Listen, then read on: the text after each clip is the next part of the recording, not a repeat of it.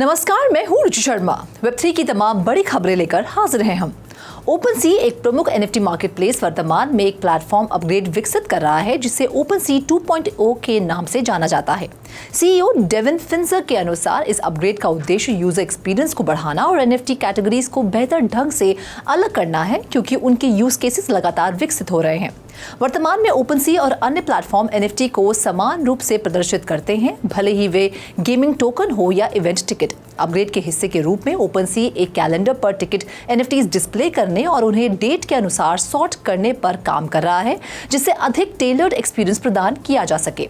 Professional trading experiences प्रदान करने वाले ब्लर और टेंसर जैसे प्लेटफॉर्म्स की बढ़ती पॉपुलैरिटी के जवाब में OpenSea के अपग्रेड का उद्देश्य यूजर्स के लिए इसके प्रो ट्रेडिंग प्लेटफॉर्म तक पहुंच को आसान बनाना है। एनहांस्ड इंटरफेस यूजर्स को कलेक्टिव व्यू और अधिक एडवांस व्यू के बीच सहजता से स्विच करने की अनुमति देगा। इसके साथ साथ OpenSea ने इंडस्ट्री में प्रचलित सुरक्षा चिंताओं को दूर करते हुए फेक NFT कलेक्शंस और हार्मफुल URLs का पता लगाने में सुधार किया है। बढ़ते हैं अगली खबर की ओर। लीडिंग वेब3 टेक्नोलॉजी कंपनी OKX ने 15 जनवरी 2024 के लिए अपडेट जारी किया है। OKX वॉलेट अब सुई ब्लॉकचेन पर वन स्टॉप लिक्विडिटी प्रोटोकॉल नवी के साथ एकीकृत हो गया है। इस इंटीग्रेशन के साथ OKX वॉलेट के वेब एक्सटेंशन यूजर्स नवी पर सुई इकोसिस्टम के भीतर आसानी से लिक्विडिटी प्रोवाइडर्स या बोरोअर्स के रूप में भाग ले सकते हैं। इसके साथ साथ ये इंटीग्रेशन नवी और OKX वॉलेट दोनों को मर्ज करता है, जिससे डिजिटल एसेट बोरो करने और लेंड करने के क्षेत्र में अधिक सहज और सुविधाजनक यूजर एक्सपीरियंस का मार्ग प्रशस्त होता है। नवी एक decentralised one stop collateralised lending और लिक्विडिटी मार्केट बनाने के लिए समर्पित है। 7 महीने पहले लॉन्च होने के बाद से नवी ने 760,000 का यूजर बेस जुटा लिया है। इसका टोटल वैल्यू लॉक्ड $77 मिलियन अमेरिकी डॉलर और बोरो किए गए एसेट $27 मिलियन अमेरिकी डॉलर हैं, जो सुई चेन की वॉल्यूम का 64% है। बाकी अहम खबरों के लिए करते हैं विशाखा का रुख। ब्लूमबर्ग ETF एनालिस्ट एरिक बाल्चुनास के अनुसार नए लॉन्च किए गए spot bitcoin exchange traded fund यानी कि ETF में पहले 2 ट्रेडिंग सेशन में टोटल $1.4 बिलियन का इनफ्लो देखा गया। ब्लूमबर्ग के डेटा के अनुसार फंड पर टोटल 500,000 ट्रेड किए गए, जिनकी राशि $3.6 बिलियन थी। ट्रेडिंग वॉल्यूम फंड से होने वाले आउटफ्लोज और इनफ्लोज पर विचार करता है। बाल्चुनास ने सुझाव दिया कि अकाउंटिंग सेटलमेंट की प्रतीक्षा कर रहे ट्रांजैक्शंस के कारण संख्याओं को एडजस्ट किया जा सकता है। डेटा से ये भी पता चलता है कि ग्रेस्केल के ETF Grayscale Bitcoin trust GBTC ने इस अवधि के दौरान $579 मिलियन का आउटफ्लो एक्सपीरियंस किया। GBTC से आउटफ्लोज में कटौती के बाद प्रोडक्ट में नेट टोटल इनफ्लो $819 मिलियन था। Initial activity ETF analyst James Seyffart की पिछले प्रेडिक्शन के अनुरूप है, जो मानते हैं कि बिटकॉइन ETF अपने पहले साल में लगभग $10 बिलियन आकर्षित कर सकते हैं।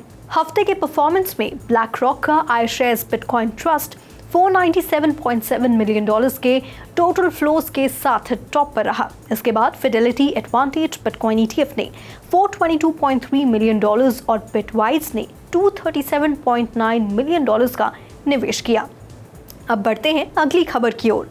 सरकार द्वारा उनके खिलाफ नॉन कंप्लायंस नोटिस जारी करने के बाद भारत में गूगल के प्ले स्टोर ने बाइनांस और OKX क्रिप्टो एक्सचेंज ऐप्स को हटा दिया है। ये रिमूवल दिसंबर 2023 में भारत में एप्पल के ऐप स्टोर द्वारा इसी तरह के निर्णय के बाद किया गया है। 28 दिसंबर 2023 को इंडियन मिनिस्ट्री ऑफ फाइनेंस की फाइनेंशियल इंटेलिजेंस यूनिट ने भारत में अवैध रूप से संचालन के लिए Binance, Huobi, Kraken, Gate.io, KuCoin, Bitstamp, MEXC global, Bittrex और बिटफिनेक्स को नोटिस जारी किया। FIU नोटिस में कहा गया है कि इंडियन यूजर्स को सर्विसेज प्रदान करने वाले किसी भी एक्सचेंज को रिपोर्टिंग एंटिटी के रूप में रजिस्टर होना होगा और इनकम टैक्स डिपार्टमेंट को बयान जमा करना होगा। FIU ने प्रस्ताव दिया कि इलेक्ट्रॉनिक्स और IT मिनिस्ट्री नॉन कंप्लायंस के कारण उल्लिखित एक्सचेंजों की वेबसाइट्स को ब्लॉक कर दें। हालांकि गूगल के प्ले स्टोर ने बाइनांस और OKX को ब्लॉक कर दिया है, लेकिन बाइनांस एप्लीकेशन और वेबसाइट अभी भी उपलब्ध हैं और एग्जिस्टिंग यूजर्स के लिए काम कर रही हैं। Over to you Roshni. South Korea के एक प्रमुख फाइनेंशियल रेगुलेटर फाइनेंशियल सर्विस कमीशन ने लोकल फर्म्स को यूनाइटेड स्टेट्स से spot bitcoin exchange traded funds की ब्रोकरिंग के खिलाफ चेतावनी दी है। 12 जनवरी को एफएससी ने एक ब्रीफ प्रेस रिलीज जारी की जिसमें इस बात पर जोर दिया कि overseas listed spot bitcoin ETF की ब्रोकरिंग करने वाली domestic securities firms virtual assets और कैपिटल मार्केट्स एक्ट पर एग्जिस्टिंग गवर्नमेंट स्टांस का उल्लंघन कर सकती है। हालांकि बयान में कहा गया है कि देश में क्रिप्टो के लिए रेगुलेटरी रेजिम अभी भी अपने एस्टैब्लिश स्टेजेस में है। इस प्रकार कमीशन विदेशों में, विशेष रूप से यूनाइटेड स्टेट्स में अपडेट के संबंध में नियमों की समीक्षा करने की योजना बना रहा है। स्पॉट बिटकॉइन ETF के ट्रेड के लिए लंबे समय से प्रतीक्षित कानूनी मंजूरी 10 जनवरी को US securities and exchange commission से मिली, जबकि ट्रेडिंग एक दिन बाद 11 जनवरी को शुरू हुई। तो आज के लिए फिलहाल इतना ही। ऐसी Web3 से जुड़ी खबरों के लिए देखते रहिए 3.TV।